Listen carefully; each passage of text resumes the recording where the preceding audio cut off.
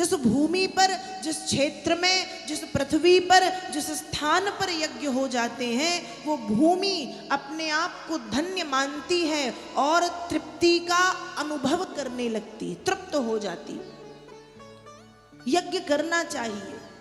यज्ञ की प्रक्रियाएं बड़ी हैं और यज्ञ की प्रक्रियाएं बड़ी होने के साथ साथ सभी बहुत सहजता से यज्ञ नहीं कर पाते, लेकिन गीता कहती है कि यज्ञात् भवति पर्जन्य, पर्जन्यादन्न संभवा, अन्नाद् भवन्ति भूतानि, यज्ञ कर्म समुद्भवा। यज्ञ करने से क्या होता है? कहा यज्ञ करने से बादल बनते हैं। यज्ञ से जो धूम्र उत्पन्न होता है वो धूम्र पहुंचता है ऊपर और उस धूम्र से बादल बनते हैं। और जब बादल बनते हैं तो क्या होता है? कहा जलवृष्टि होती है।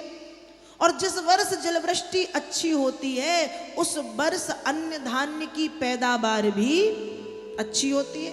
और अन्न धान्य की पैदावार जब अच्छी होती है तो लोगों का पालन पोषण अच्छे से होता है। और ध्यान रखो, जहां पर भी यज्ञ होते हैं वहां यज्ञ के बीच में एक ना एक दिन थोड़ी बहुत जलवृष्टि होती ही है। और यज्ञ के बीच में, यज्ञ के दौरान थोड़ी बहुत जो जलवृष्टि होती है उसे शुभ माना जाता है। कैसे माना जाता है? शुभ। मतलब उस यज्ञ के कार्य में देवताओं ने मोहर लगा दी। क्या लगा दी? मोहर।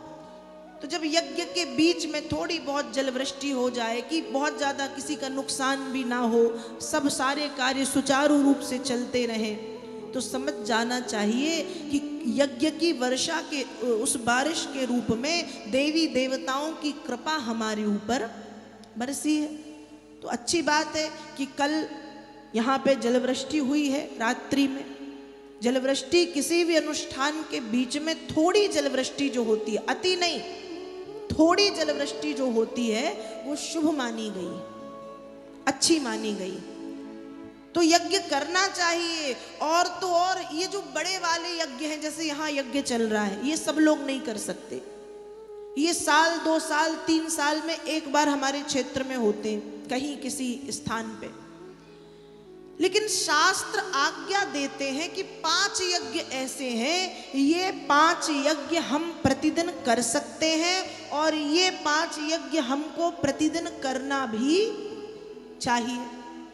अब आप सोचोगे कि एक यज्ञ जब इतना बड़ा होता है तो 5-5 यज्ञ प्रतिदिन हम कैसे कर सकते हैं? शास्त्र आज्ञा दे रहे हैं 5 यज्ञ। ये 5 यज्ञ सुनिएगा। अध्यापनम ब्रह्म यज्ञः, पितृयज्ञस्तु तर्पणम्, होमो देवो बलिर्भूतो नृयज्ञो अतिथि पूजनम। ये 5 यज्ञ। अध्यापनम, यदि आप पढ़ रहे हो, यदि आप विद्यार्थी हो, यदि आप छात्र हो या आप पढ़ा रहे हो, पढ़ना और पढ़ाना ये यज्ञ से कम नहीं है। विद्या अध्ययन करना और किसी को पढ़ाना, अध्ययन और अध्यापन, ये दोनों कार्य यज्ञ की श्रेणी में आते हैं। यज्ञ कर रहे हैं आप। अध्यापनम ब्रह्म यज्ञ। दूसरा यज्ञ है पितृयज्ञस्तु तर्पणम। पितृयज्ञ, पितृयज्ञ कहते हैं माता पिता के लिए पिंडदान करना, श्राद्ध करना, तर्पण करना, ये भी यज्ञ है। माता पिता जब मृत्यु को प्राप्त हो जाते हैं तो 13वीं हम करते हैं, उसके बाद तर्पण, पिंडदान, श्राद्ध गया जी में, प्रयागराज में, और सामर्थ्य हुआ तो ब्रह्म कपाली बद्रीनाथ में जाकर के पिंडदान करते हैं। तो ये जो पिंडदान है, ये जो श्राद्ध है, ये तर्पण है, ये क्या है? इसे भी यज्ञ कहा गया है। माता पिता के लिए जो पितृपक्ष आते हैं ना 5 दिन के, जिनको हम कहते हैं करय दिन, कहते हैं ना करय दिन, उन 15 दिन में जो लोग अपने माता पिता को जल देते हैं, तर्पण इत्यादि करते हैं, मतलब वो यज्ञ कर रहे हैं। ये कोई छोटा काम नहीं है।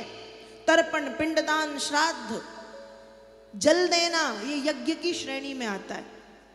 लेकिन मेरा एक निवेदन है कि माता पिता के लिए जलदान या तर्पण करना यज्ञ है। ये कब होता है? जब माता पिता मृत्यु को प्राप्त हो जाते हैं। एक बात याद रखिएगा, जब माता पिता जीवित हैं उस समय उनको भोजन कराना प्रेम से, उनके साथ बैठ के भोजन करना, ये भी किसी यज्ञ से कम नहीं है। आज लोग क्या करते हैं, अरे हमारे माता पिता मृत्यु को प्राप्त हो गए, उनको खाने में खीर बड़ी अच्छी लगती थी तो हम खीर बना के कौए को खिला दें, यही करते हैं ना।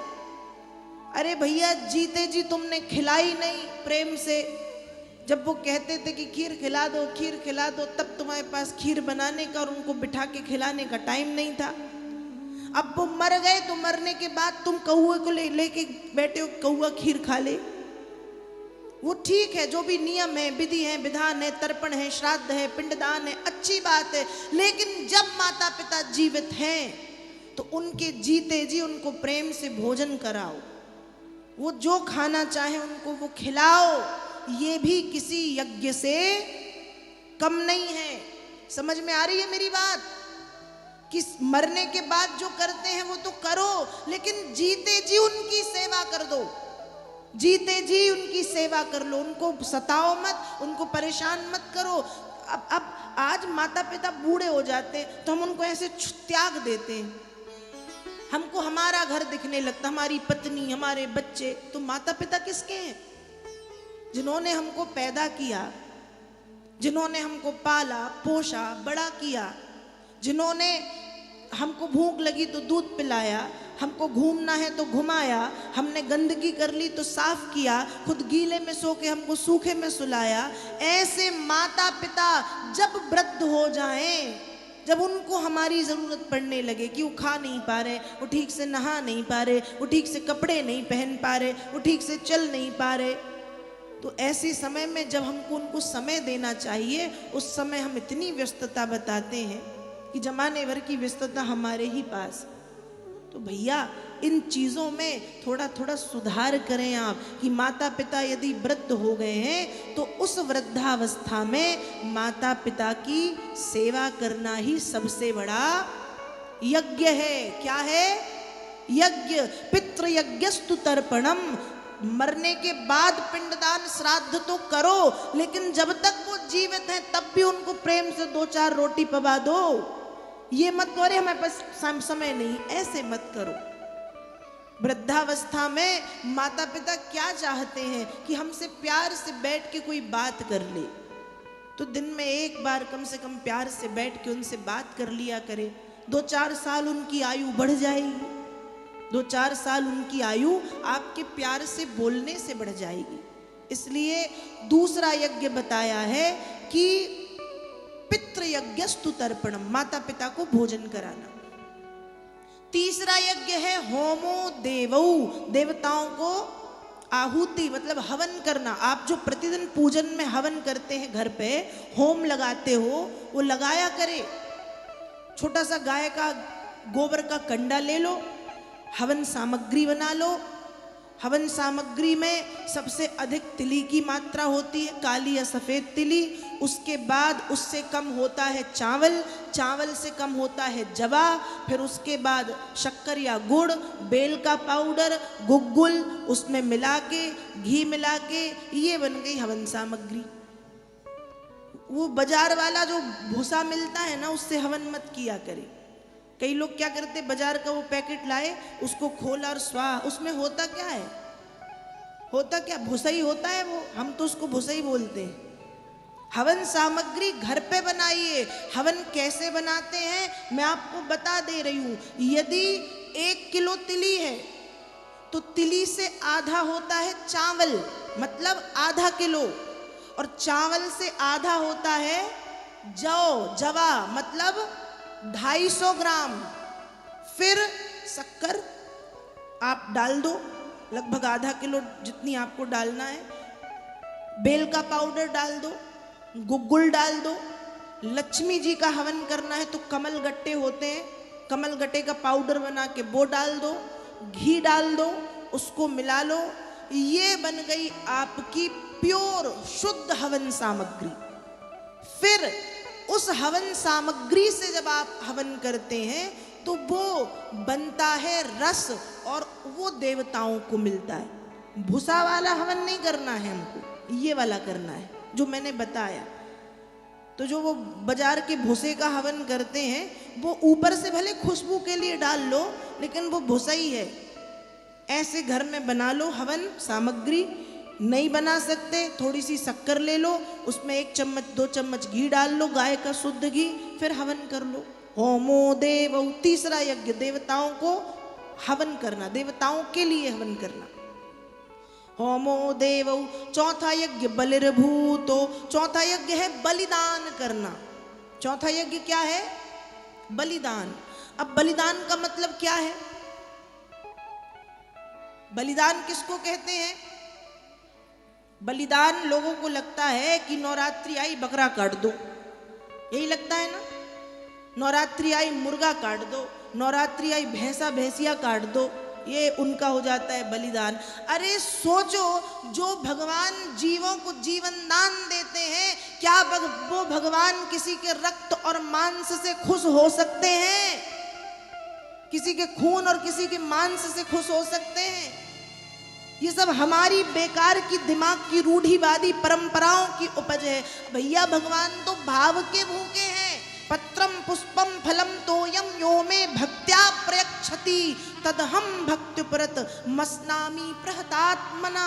अर्जुन से कह रहे हैं, पत्रम पत्ता, पुष्पम फूल, पत्रम पुष्पम फलम फल, तोयम जल, यो में भक्त्या प्रयक्षति। इसमें से कुछ भी यदि मेरा भक्त भाव से मुझको समर्पित कर देता है, मैं स्वीकार कर लेता हूं। जरूरी नहीं हम भैंस ही काटें, बकरा ही काटें, बकरी ही काटें, मुर्गा ही, खाना हमको होता है और हम देवी देवताओं का। नवरात्रि के 9 दिन तक तो हम ऐसे साधु बने रहते हैं, लहसुन नहीं खाएंगे, प्याज नहीं खाएंगे, शराब नहीं पिएंगे, और जैसे ही 9वां दिन पूर्ण हुआ काट दिया, किसी जीव की हत्या कर दी। कितना तड़पा होगा वो, कितनी उसके शरीर में कितनी वेदना हुई होगी, और कितना रोया होगा वो। और वो जीव जानवरों के जैसे हमने ही खा लिया, हम खुश रह पाएंगे ये सब करके?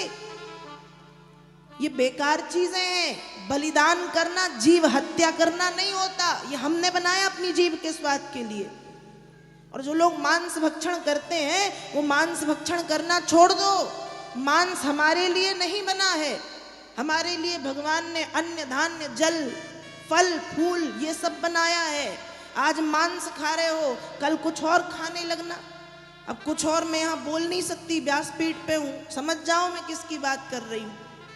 अब यहाँ तक तो आ गया है, पर निकल नहीं सक रहा वो मेरे यहाँ बैठने के कारण, कि मांस खा रहे हो, कल के दिन कुछ और खाने लगना। और खाओगे, खाते ही हो। मांस क्या है? वही तो है। मुर्गा अंडा क्या है? वही तो है। इसलिए इस फितूर को अपने दिमाग से निकालिए। भैया जैसा खाओगे अन्न वैसा होगा मन। अन्न शुद्ध खाओगे तो मन भी शुद्ध होगा। इसलिए मांस भक्षण मत किया करे, अच्छी चीज नहीं होती है। जानवर और राक्षस मत बनो। भगवान ने हमारे लिए मांस नहीं बनाया, भगवान ने हमारे लिए अन्न धान्य बनाया है, फल फूल बनाए हैं, जल बनाया है, दूध जूस ये सब हमारे लिए बनाया है। मांस मत खाओ। हम जीवों की बलि की आड़ में मांस भक्षण। अरे भगवान को, अरे मैया को चढ़ाना पड़ेगा। मैया ने तुमसे प्रकट होके कहा था, तुम्हारी छाती पे त्रिशूल रख के कहा था कि जल्दी बकरे की बलि दे, नहीं तो मार डालूंगी। मैया ने कभी किसी से कहा ऐसे आके? मैया ने किसी से कभी कहा? किसी से नहीं कहा। अरे जो जगत जननी जीवन दान देती है, वो किसी के जीवन का हरण कैसे कर सकती? शर्म करो। अपनी जीव के स्वाद के लिए भगवान और देवी देवताओं को बदनाम करते हो। हमारे शास्त्रों में बलिदान शब्द आता है, लेकिन बलिर्भूतो, चौथा यज्ञ बलिदान करना। बलि का अर्थ है जो जीव हमारे ऊपर आश्रित हैं उन जीवों को भोजन कराना। जैसे गैया को रोटी देना बलिदान है। ये करते हो ना आप?